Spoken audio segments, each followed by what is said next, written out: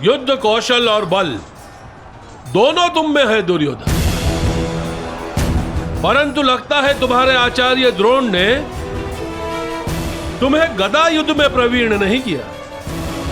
तुम्हें और प्रशिक्षण की आवश्यकता है दुर्योधन। यदि चाहो तो वो प्रशिक्षण हमसे ले सकते हो।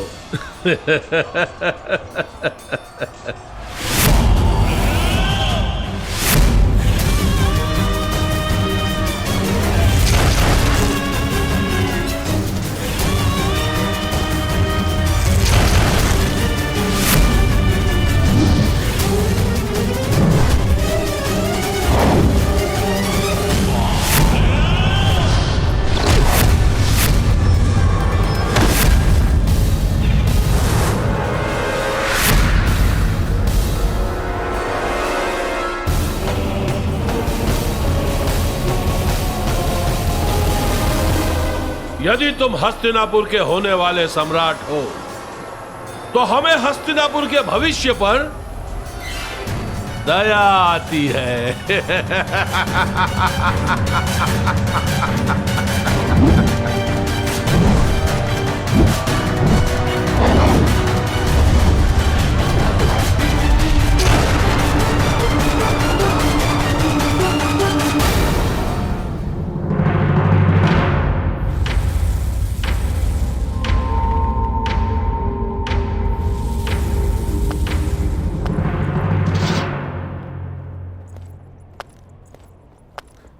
तो अंगराज, मुझे लगता है हमारे पास पर्याप्त सेना है।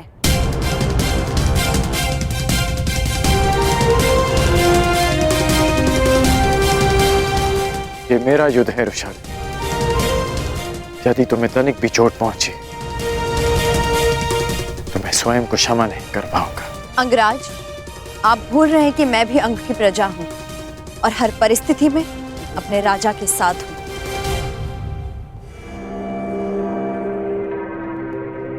तो तुम्हारा राजा तुम्हें आदेश देता है कि चली जाओ। जो रणभूमि में सिद्ध नहीं कर पाए उसे सिद्ध करने का अवसर आज मिला है। क्या अपने कर्ण से ये अवसर छीन लोगी रुशाली?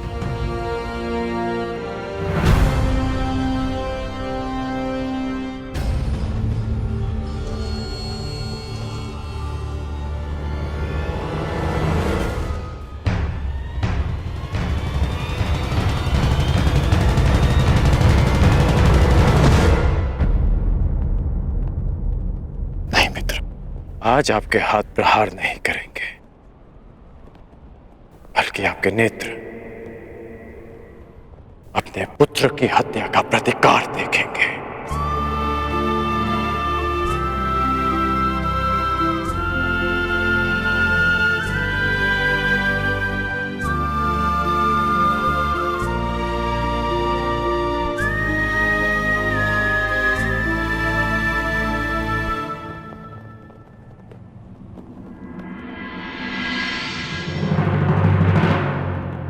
क्या हुआ अंगराज, कहीं भयभीत तो नहीं हो गए?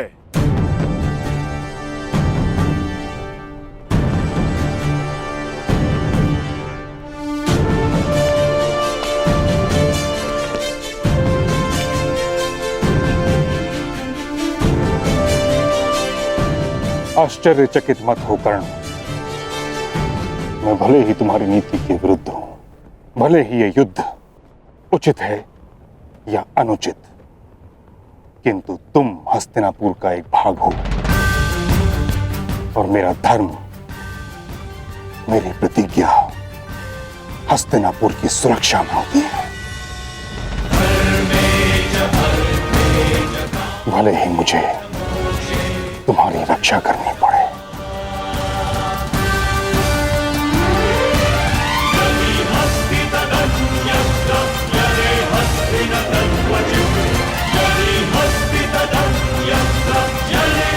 ओ, तो महाबली भीष्म भी प्रत्यंचा चढ़ा रहे हैं। जिस जरासंध ने कृष्ण को भी रणभूमि छोड़ने पर विवश कर दिया था, वो तुम दोनों से क्या डरेगा? प्रतीत होता है कि नियति ने तुम दोनों का अंत एक ही दिन में जरासंध के हाथों लिख दिया।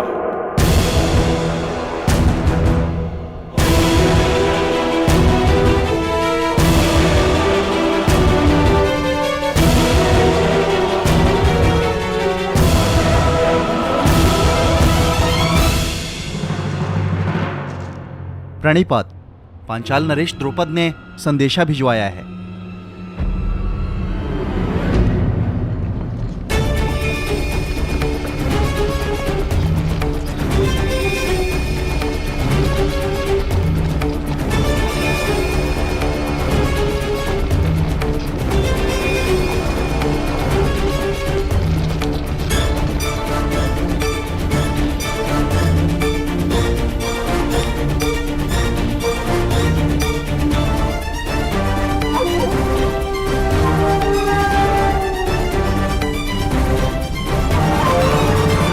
असफल हुए द्रोण।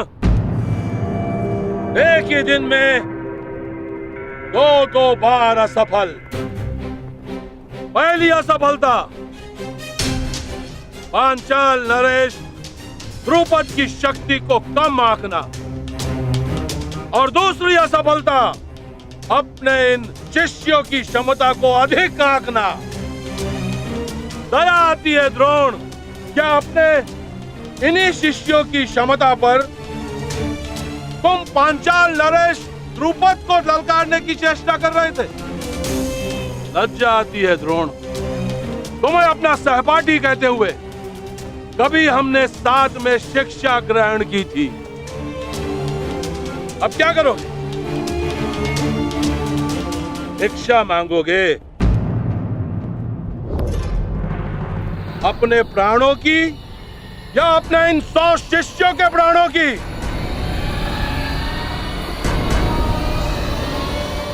भिक्षा कैसे मांगते हैं ये तो स्मरण होगा ना? या इतने वर्ष राज आश्रम में रहने के पश्चात भिक्षा मांगने में भी असफल रहोगे आचार्य द्रोण?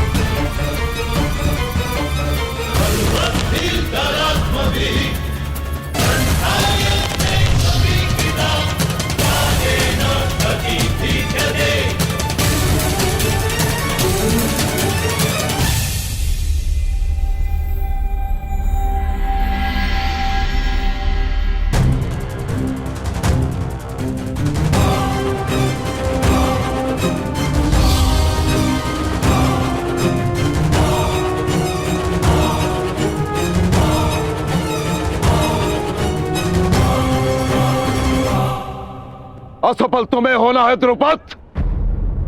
मेरे शिष्यों की योग्यता को तुमने कम में आंका है। और रही बात भिक्षा की, तो समय बताएगा कि द्रोण पांचाल नरेश के समक्ष भिक्षा मांगता है या पांचाल नरेश हाथ जोड़कर द्रोण के शरण में आता है।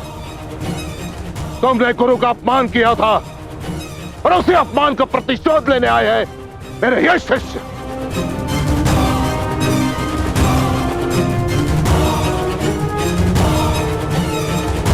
तो तुम्हारे तुनीर में अब भी एक बाण शेष है। एक नहीं द्रुपद, 5।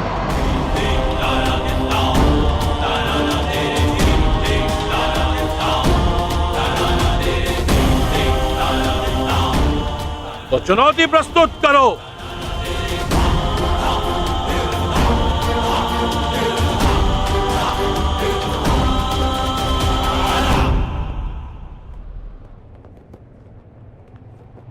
विजय बाबा, मुझे मेरी गुरु दक्षिणा प्रदान करो।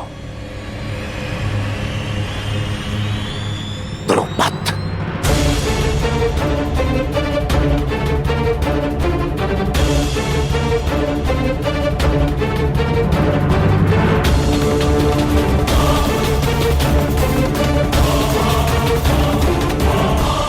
आप इस युद्ध में भाग नहीं लेंगे। मूर्खता मत करो कर्ण। यदि मैंने तुम्हारी सहायता नहीं की तो तुम जरासंध के समक्ष एक पल नहीं टिक पाओगे।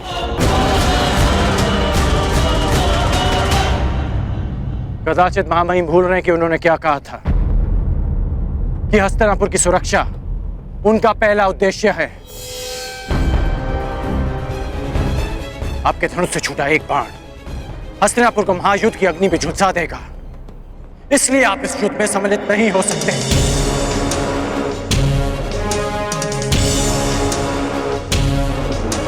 ये युद्ध अंगराज और मगधराज के मध्य है।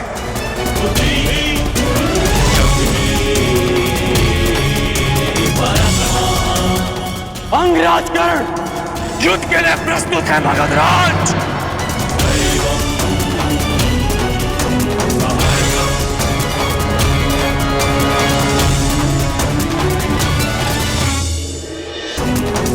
अंगराज कर्ण युद्ध के लिए प्रस्तुत है मगधराज।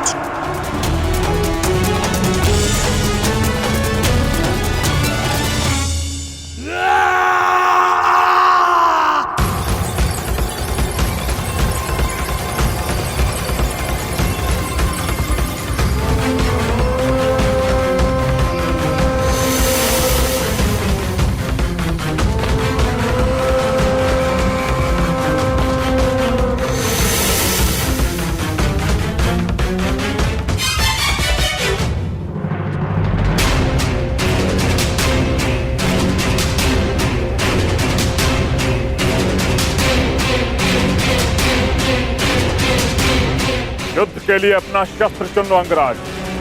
मैं अंक का वासी हूं और आप मगध के। इस नाते आप हमारे अतिथि हुए। इसलिए मैं आपको अवसर देता कि जिस विद्या में आप निपुण हैं उसका प्रयोग आप कर सकते हैं। तुम्हारी दृष्टि में मैं अतिथि हूं, किंतु मेरी दृष्टि में तुम शत्रु होकर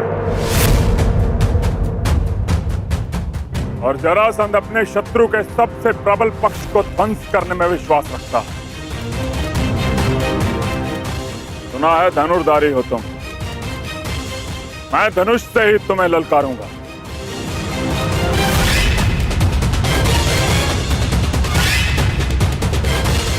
कैसी आपकी इच्छा।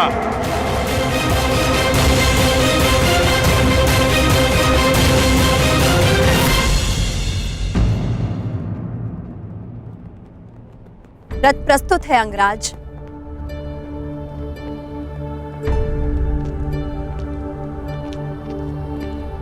भीष्म, ललकारा अंगराज ने है, किंतु संधि हस्तिनापुर ने भंग की है। इसलिए यद्यपि हस्तिनापुर युद्ध में सम्मिलित नहीं है, किंतु युद्ध की विभीषिका उसे झेलनी होगी। जरासंध का क्रोध केवल कर्ण के अंत से शांत होने वाला नहीं है। इसकी आंच हस्तिनापुर तक अवश्य पहुंचेगी। इस युद्ध से पूर्व दो बातें जानना तुम्हारे लिए आवश्यक है मगध नरेश। प्रथम, हस्तिनापुर के शांति प्रयास को उसकी निर्बलता मत समझना और मेरे मौन को मेरी दुर्बलता मत समझना। हस्तिनापुर की भीति और भीष्म के बाणों का बल अब भी वही है। दूसरी बात, यदि भीष्म ने तुम्हारा बल देखा है तो कर्ण का कौशल भी। इस योद्धा को बालक समझना तुम्हारे जीवन की बहुत बड़ी भूल सिद्ध होगी। कदाचित यह युद्ध तुम्हारी प्रथम पराजय लेकर आए, या कदाचित तुम्हारे लिए दुर्गम विजय पथ।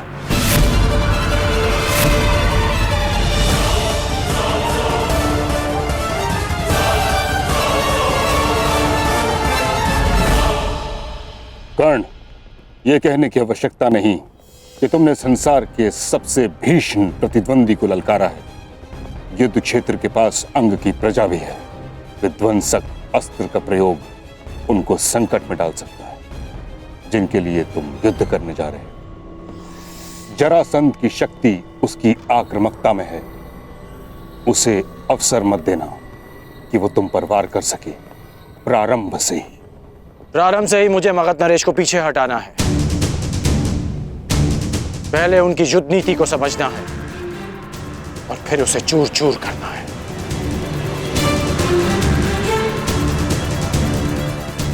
आप भूल रहे हैं मां महिम कि हम दोनों एक ही गुरु के शिष्य हैं। मुझे स्मरण है कर्ण, और तुम भी स्मरण रखना कि ये कोई रंग भूमि नहीं, वास्तविक युद्ध भूमि है। और तुम्हारे समक्ष कोई राजकुमार नहीं, संसार का सबसे विकट प्रतिद्वंदी खड़ा है। मेरा लक्ष्य केवल परिवर्तन है मां महिम। मेरा केवल एक ही शत्रु है, अन्याय, जो हर बार नए रूप में आता है। रंगभूमि में राजकुमार बनकर और युद्ध भूमि में मगध नरेश बनकर। परंतु ये राधेकर्ण जीते जी इस अन्याय से कभी हार नहीं मानेगा। ईश्वर करे तुम्हें विजय प्राप्त हो कर्ण। यदि तुम पराजित हुए तो मुझे स्वयं को युद्ध में सम्मिलित करना होगा, जिसका अर्थ है हस्तिनापुर को युद्ध की अग्नि में झोंकना। तुम्हारे मित्र दुर्योधन ने तुम पर विश्वास किया है, उसकी परीक्षा में खरे उतरना है तुम्हें कर्ण। मैं वचन देता हूं मां महिम कि अपने मित्र के विश्वास की लाज रखूंगा, परंतु आपको भी वचन देना होगा कि आप मेरे कहे बिना इस युद्ध में सम्मिलित नहीं होंगे। तुम करना क्या चाहते हो कर्ण? ये युद्ध केवल अंगराज और मगध नरेश के मध्य नहीं, ये युद्ध अंग की प्रजा का, उनके भीतर छिपे भय से भी है। और भय के अंधकार में सोई अंग की प्रजा को मैं जगाना चाहता हूं। इसलिए आपसे वचन चाहिए कि जब तक मैं ना कहूं, आप अपना धनुष नहीं उठाएंगे। मेरा आशीष है कर्ण, विजयी वही हो जो अधिक श्रेष्ठ हो।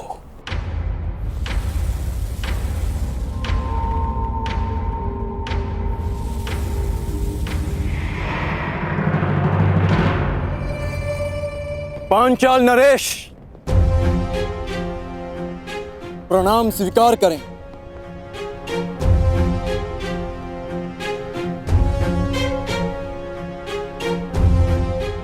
आश्चर्यचकित मत होइए पांचाल नरेश। किसी समय आप मेरे गुरु के गुरु बंधु रहे हैं। किसी समय मेरे गुरु ने आपको मित्रता का पात्र समझा है, इसलिए आप मेरे सम्मान के पात्र सदैव रहेंगे। अब भी और पराजित होने के पश्चात भी। द्रोण के तुनीर में 5 बाण शेष थे, आया केवल एक। हाँ, क्योंकि हम 5 भिन्न नहीं, एक हैं, एक मुट्ठी जिसकी प्रत्येक उंगली में समान शक्ति है। उन 5 में से कौन सी उंगली पांचाल नरेश द्रुपद की ओर उठी है? मध्यमा। यदि हमारे ज्येष्ठ भ्राता युधिष्ठिर आपको अपराजित कर देते तो आप उल्हाना देते कि आपके साथ अनीति हुई है, और यदि सबसे कनिष्ठ सहदेव आपको पराजित कर देता तो हमारे गुरु के गुरु बंधु का घोर अपमान हो जाता। इसलिए हम 5 में से मध्य क्रम का पुत्र आपको युद्ध की चुनौती देता है।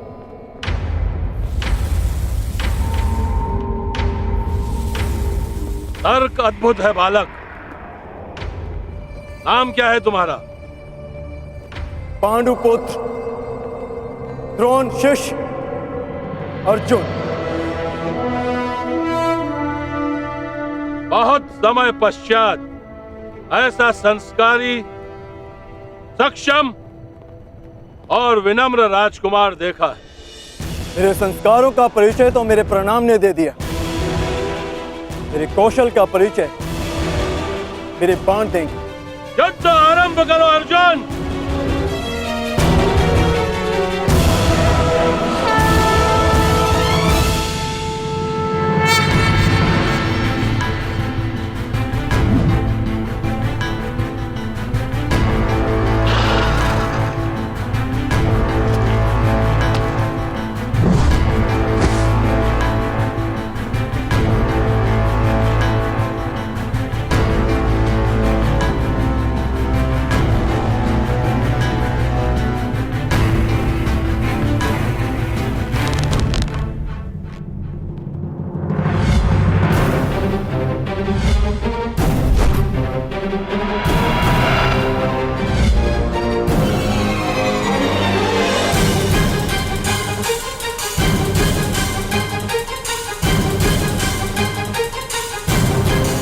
बस एक महाअस्त्र और इस बालक की ललकार के साथ साथ अंग की हराशा भी समाप्त।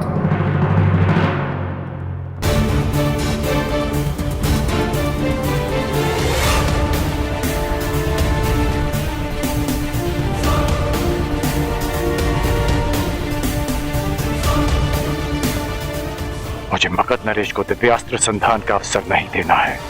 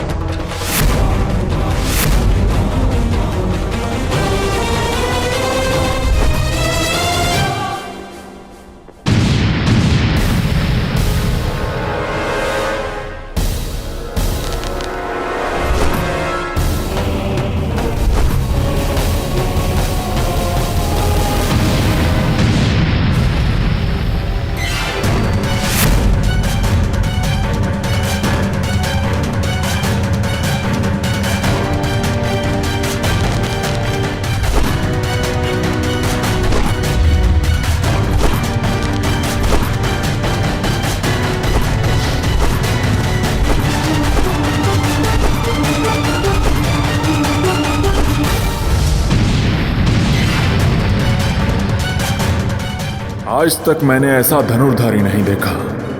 निश्चित रूप से इसकी गति पवन को भी पराजित कर दे।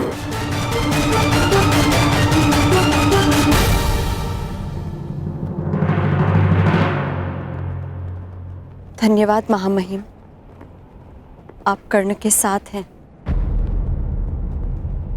मैं केवल धर्म के साथ हूं। स्पष्ट रूप से कहूं तो हस्तिनापुर के साथ हूं। यही तो आश्चर्य है महामहिम कि ये धर्म केवल हस्तिनापुर के विशाल महलों तक क्यों रहता है। ये धर्म कभी चलकर हम सूतों की कुटिया तक क्यों नहीं आता।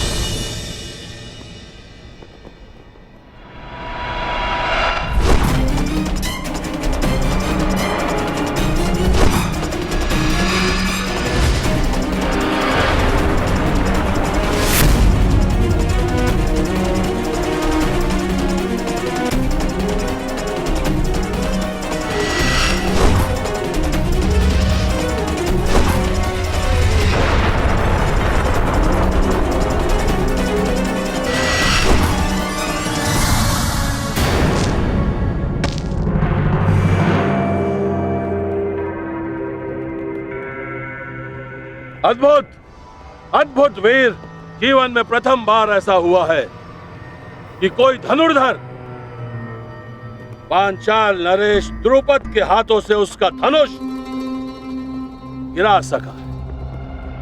अब बार बार इस अनुभव के लिए तैयार रहें पांचाल नरेश।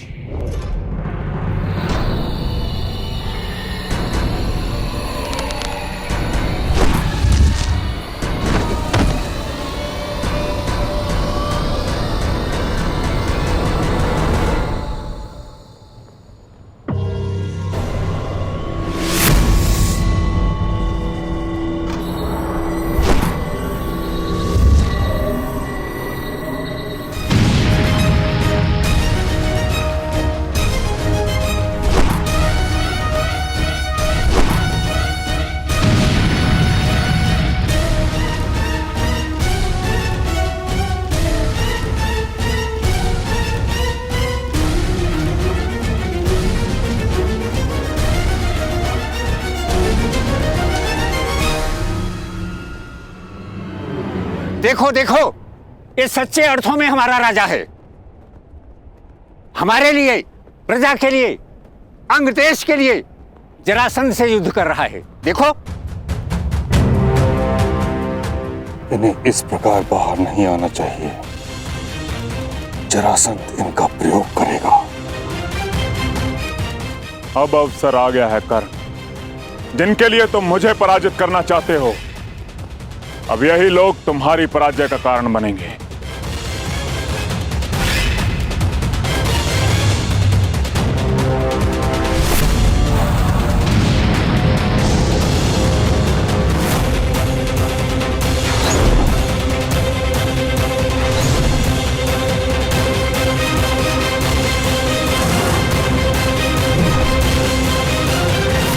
सहस्त्र बाणास्त्र।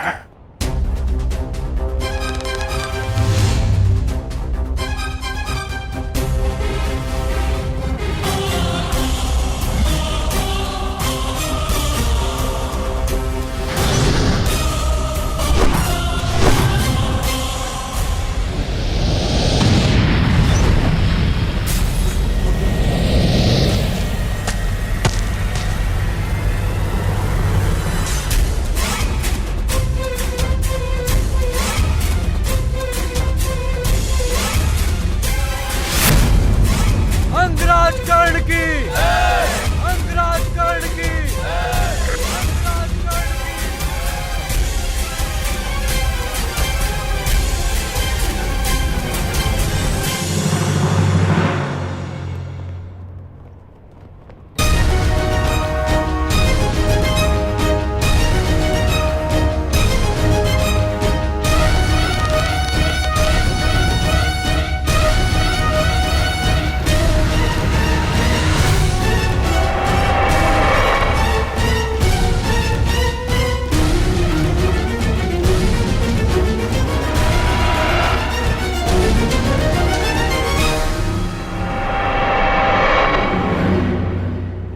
असंभव।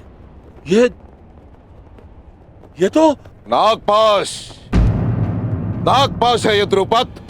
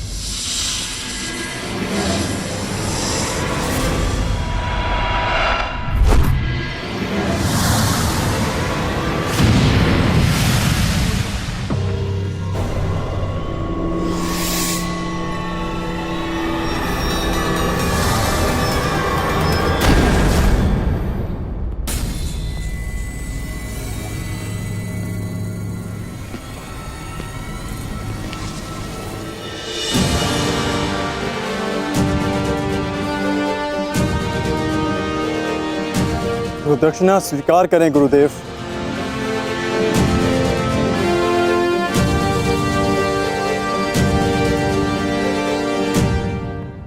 अश्वत्थामा को संदेश भिजवाया जाए। शीघ्र अतिशीघ्र उसका राज अभिषेक होगा, वो भी इस स्थान पर।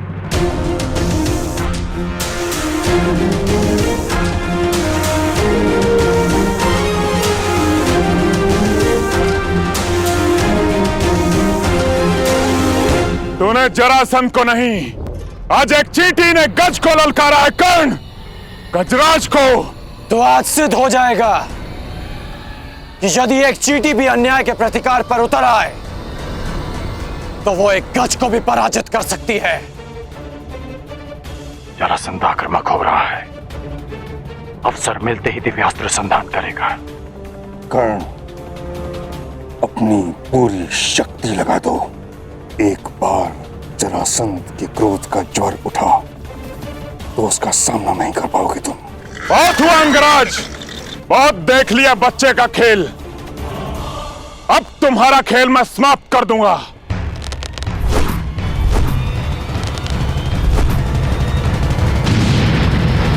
अपनी प्रजा की रक्षा करने आए हो। देखो अंगवासियों, ये तुम्हारी रक्षा करने आया है। अरे जो अपने अनुज की रक्षा ना कर सका, वो तुम सहस्त्र अंगवासियों की रक्षा क्या करेगा? नहीं कर्ण, क्रोधित मत हो। क्रोध में आओगे तो एकाग्रता खो दोगे। क्रोध करने की भूल मत करना। नहीं महामहिम, कर्ण को उकसाने की भूल तो मगध नरेश कर रहे हैं। कर्ण की सबसे बड़ी शक्ति उसका क्रोध ही है।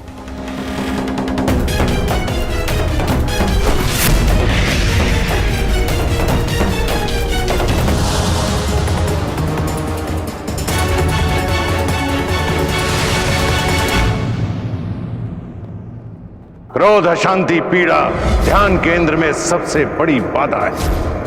अपने क्रोध को, अपनी अशांति को, अपनी पीड़ा को शस्त्र बनाकर इसका उपयोग करो। कर्ण, उपयोग करो।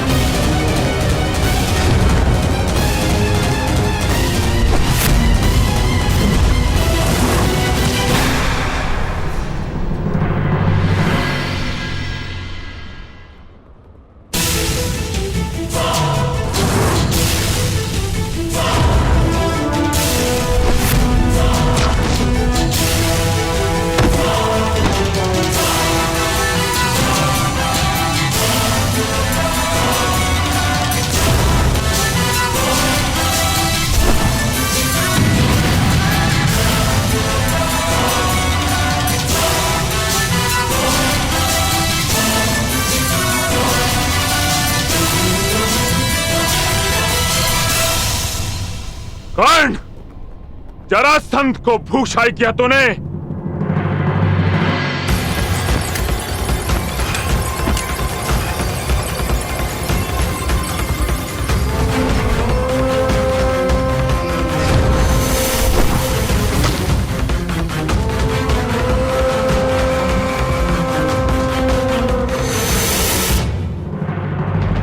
बस इतना ही बल है तुम्हारे बाणों में कर्ण। क्या तुम्हारे पास कोई ऐसा बाण नहीं है जो जरासंध का वक्ष भेद सके।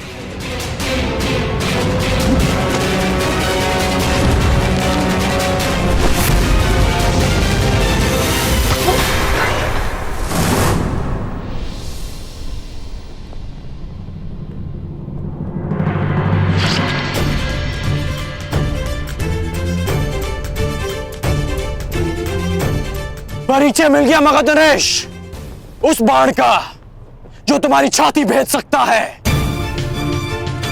और उस धनुर्धारी का जो तुम्हें पराजित कर सकता है। जरासंध का रक्त बहाया तूने कर्ण, अभी संग प्रदेश की प्यास तुम्हारे रक्त से बुझेगी।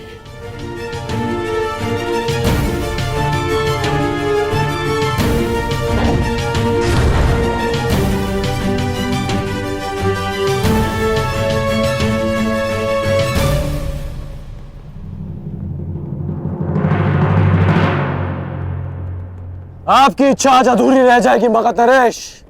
सूर्यास्त हुआ, इसलिए नियम अनुसार आज का युद्ध यहीं संपन्न होता है। घायल सिंह किसी नियम को नहीं मानता कर्ण। अब यह युद्ध तब तक संपन्न नहीं होगा जब तक हम दोनों में से कोई एक जीवित है।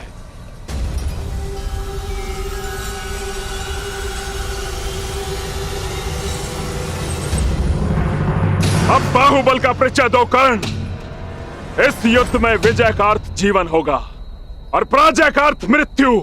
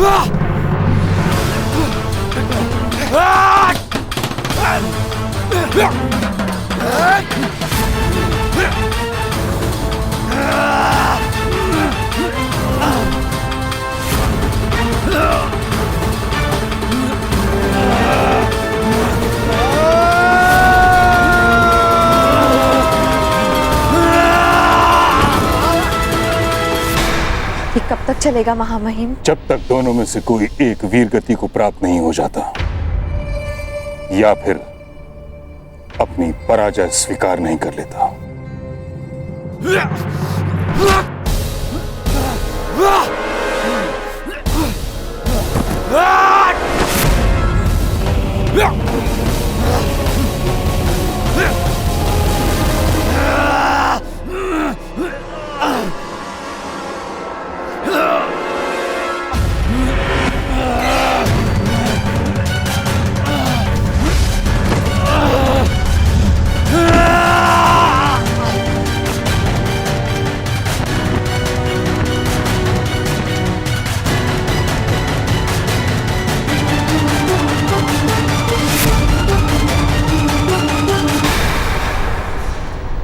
क्या हुआ अंगराज? हो गया तुम्हारे बल का अंत? नहीं मगधराज, अभी तो प्रारंभ हुआ है।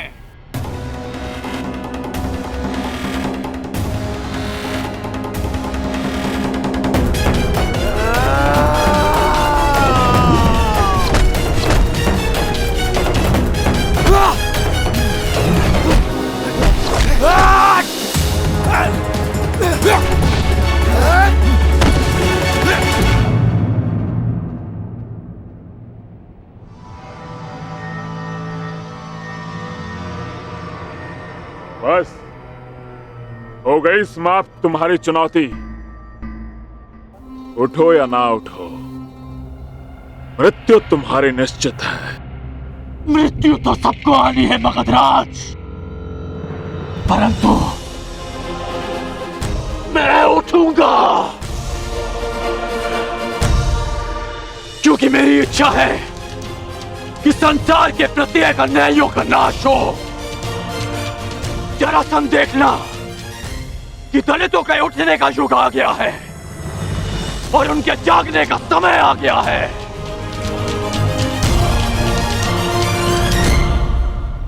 सूर्य की किरणें प्रस्तुत हैं और राधेकरण भी। आगे बढ़ो।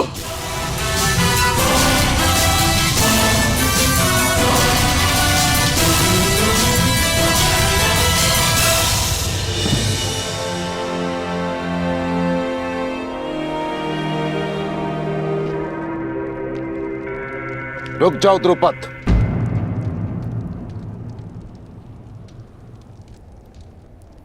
कहां जा रहे हो? अभी भी हमारे बीच बहुत कुछ शेष है। पांचाल पर तो विजय प्राप्त कर चुके हो द्रोण, अब क्या शेष है?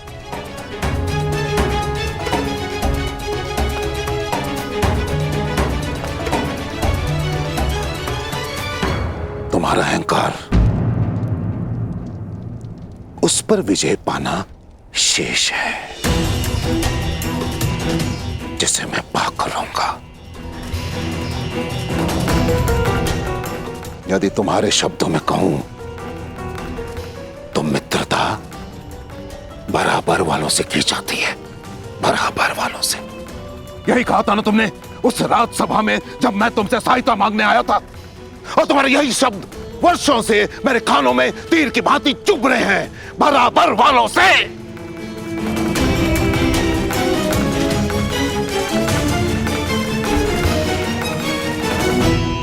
तो समय का चक्र देखो, आज तुम कहां और मैं कहां।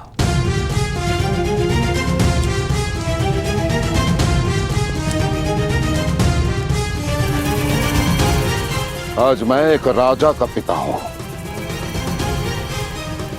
राजा का। और तुम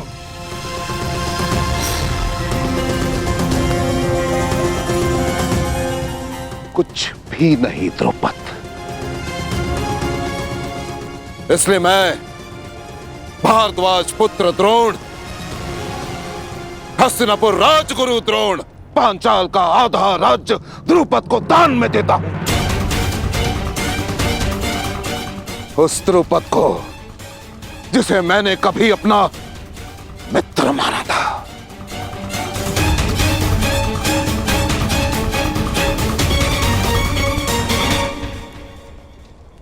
तुम राजा बनकर सब कुछ भूल गए द्रुपद, हमारी मित्रता, हमारे वचन, परंतु इस द्रोण को वो सारे वचन स्मरण है। प्रत्येक वस्तु आधी आधी बांटेंगे। ये दान पाकर प्रसन्न तो होना द्रुपद। मैंने अपना जीता हुआ आधा राज्य तुमसे बांटा द्रुपद। अब तुम उस अपमान के दंश को भी भोगोगे जिसका आधा मैं कई वर्षों से भोगता आया हूं। अपने इस आधे पांचाल का आनंद उठाओ पांचाल नरेश। ना ना ना ना, अर्ध पांचाल नरेश।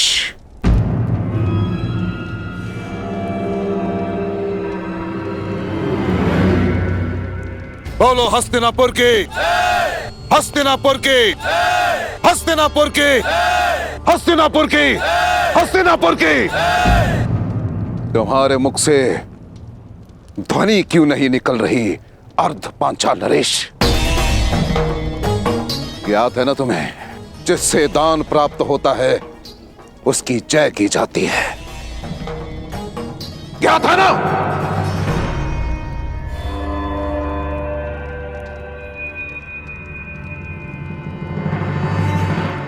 हस्तिनापुर की जय।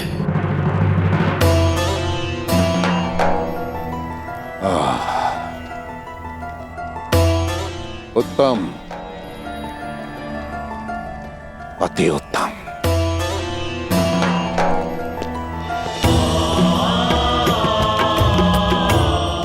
मेरी गुरु दक्षिणा पूर्ण हुई।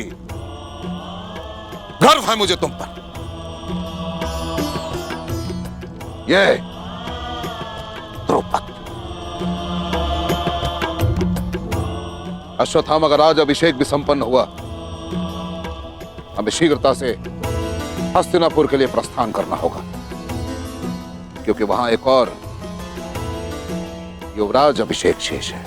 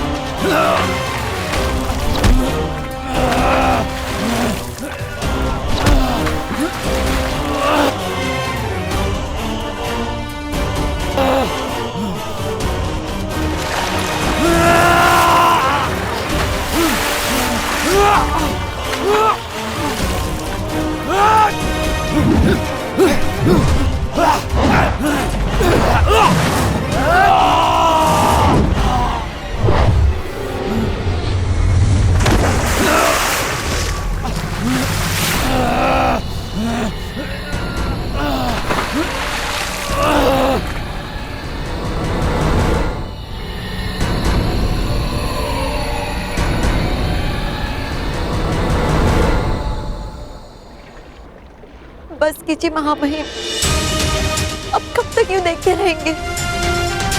देखिए महामहिम गण किस तरह लहूलुहान है।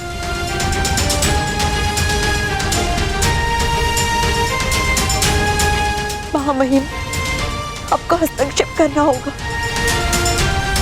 आपको ये युद्ध रोकना होगा। महामहिम, रक्षा कीजिए कर्ण की।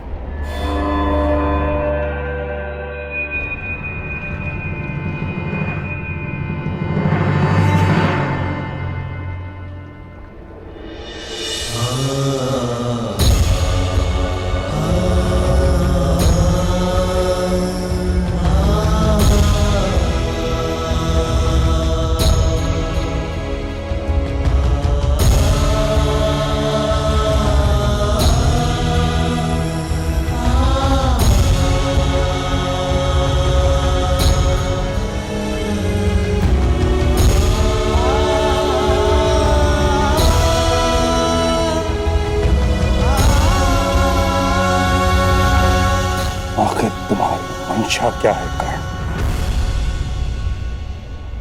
मारो अग्रराज, प्रहार करो, मेरे लिए प्रहार करो, मेरे लिए प्रहार करो अग्रराज, मेरे लिए।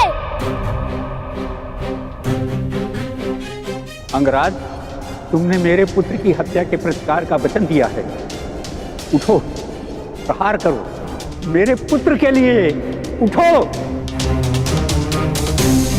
प्रहार करो कर्ण, अंग के लिए प्रहार करो। प्रहार करो, प्रहार करो, प्रहार करो।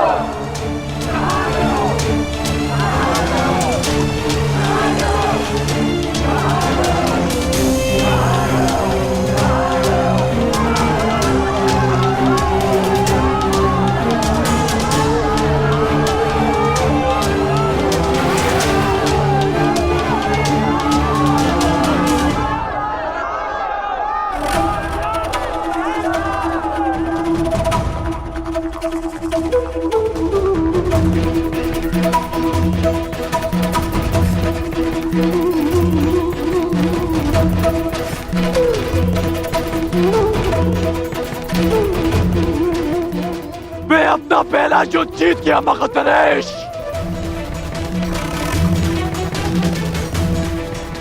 क्योंकि मेरी प्रजा अपने भेष से विजय हुई। अब तुम्हारी बारी है।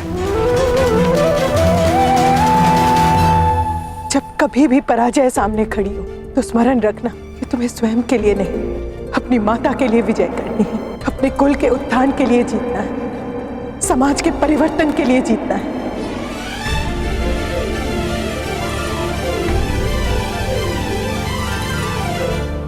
मेरा सपना मुझसे छीन लिया गया। अब युधिष्ठिर युवराज बनेगा। युधिष्ठिर युवराज बना या दुर्योधन को स्वीकार नहीं है। आप कहें तो अभी इन्हें युद्ध में वीर गति दे दे भ्राताश्री। नहीं, अब साम दाम दंड भेद सबका प्रयोग होगा। केवल बल का नहीं, छल का प्रयोग होगा। हमारे हस्तिनापुर के लिए प्रस्थान से पूर्व 2 संदेश तैयार करेंगे। पहला, मामा शकुनी को, जिसके छल पर मुझे पूर्ण विश्वास है, और दूसरा उसको जिसके बल पर मुझे पूर्ण विश्वास है, अंगराज कर्ण को।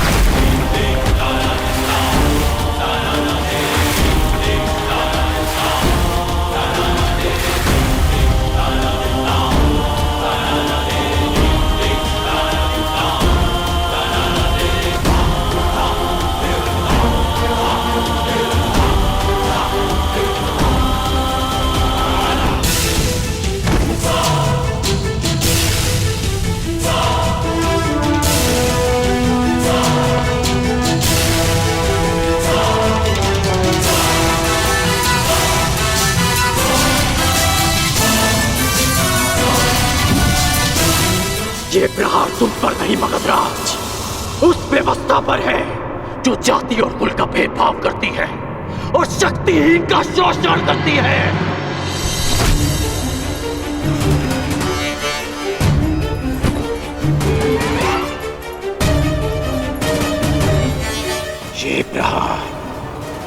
उस अन्याय पर है जो एक वीर को धनुष उठाने की अनुमति नहीं देती, क्योंकि वो एक सूत पुत्र है।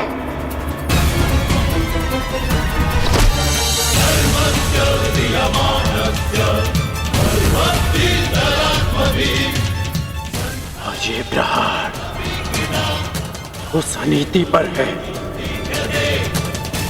जो एक सूत बालक के कंठ में पिघला हुआ स्वर्ण भर देती है,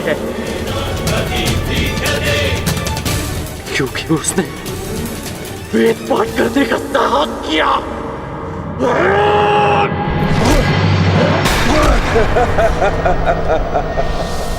तुम विजय नहीं हो सकते कर्ण, क्योंकि पराजय मैंने स्वीकार नहीं की और वध तुम मेरा कर नहीं सकते।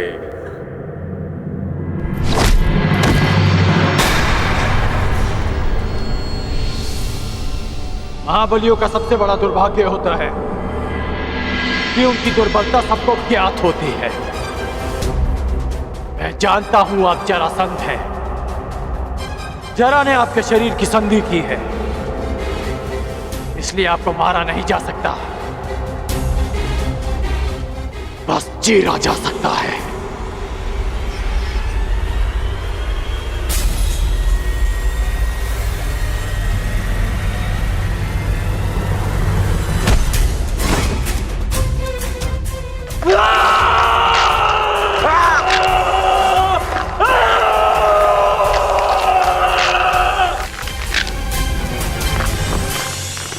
रुक जाओ कर्ण, रुक जाओ। मैं पराजय स्वीकार करता हूं।